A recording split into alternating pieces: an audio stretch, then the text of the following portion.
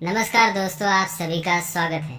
जैसे कि हम सभी जानते हैं कि श्रावण का माह शिव भक्ति का एक उत्सव माना जाता है। इस माह में पूरा संसार जैसे शिवमय हो जाता है और इसके साथ ही श्रावण माह की पूर्णिमा पे रक्षाबंधन का उत्सव भी मनाया जाता है। पर क्या आप जानते हैं रक्षाबंधन का पर्व कैसे शुरू हुआ? किस प्रकार एक भाई अपनी बहन को रक्षा का वचन देकर उसके लिए प्रतिबद्ध हो जाता है? आज हम आपके लिए शास्त्रों और ग्रंथों से रक्षाबंधन पर्व की और इसमें शिव महिमा की ऐसी एक कथा लाए हैं जिसे सुनकर आपको रक्षाबंधन पर्व का असली महत्व समझ में आएगा।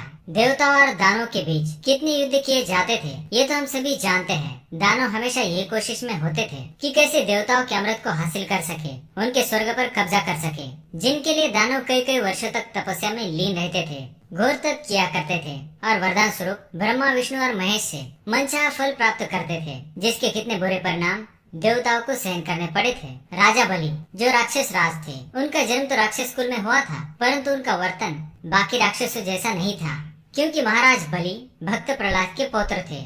विष्णु भक्त होने के साथ ही वो देवादिदेव महादेव के भी परम भक्त थे। महादेव की भक्ति से उन्होंने कई सारी सिद्धियां हासिल कर ली थी। राजा बलि ने 101 यज्ञ संपूर्ण करने का अनुष्ठान किया था। तब देवताओं को ये चिंता होने लगी कि अगर राजा बलि ने यह अनुष्ठान पूर्ण कर लिया तो उनके हाथ से स्वर्ग और अमृत दोनों ही राक्षसों के पास चले जाएंगे, जिससे दानव पृथ्वी पर आतंक मचा देंगे। इसी द्विधा के हल हेतु सब देवतागण श्री हरि विष्णु के पास उपस्थित होते हैं। श्री हरि विष्णु देवताओं की बात सुनकर राजा बलि के पास एक बटुक ब्राह्मण के रूप में जाते हैं। क्योंकि राजा बलि को महादानी भी कहा जाता है, इसलिए उनके द्वार पर आए किसी भी याचक को वो खाली हाथ जाने नहीं देते थे। जब भगवान विष्णु वामन अवतार में एक याचक के रूप में राजा बलि के पास आते हैं तो राजा बलि उनसे कुछ मांगने को कहते हैं, जिस पर भगवान वामन उन्हें 3 पग भूमि मांगते हैं। राजा बलि ने वचनबद्ध होकर उस बटुक ब्राह्मण को 3 पग भूमि देने का वचन दिया। राजा बलि से वचन प्राप्त करते ही बटुक ब्राह्मण वामन ने विराट रूप धारण कर लिया। उन्होंने एक पग में स्वर्ग, दूसरे पग में धरती नाप ली। अब वे तीसरा पैर कहाँ नापते? तब राजा बलि ने अपने वचन का पालन करने हेतु तीसरा पैर उन्हें अपने सर पर रखने दिया। राजा बलि की दानशूरता देखकर भगवान विष्णु उन पर प्रसन्न हुए और उन्हें वर मांगने को कहा। तब राजा बलि ने भगवान विष्णु को ऐसा वर मांगा जिसके कारण भगवान विष्णु को वैकुंठ त्याग कर पाताल लोक में पहरा देना पड़ा।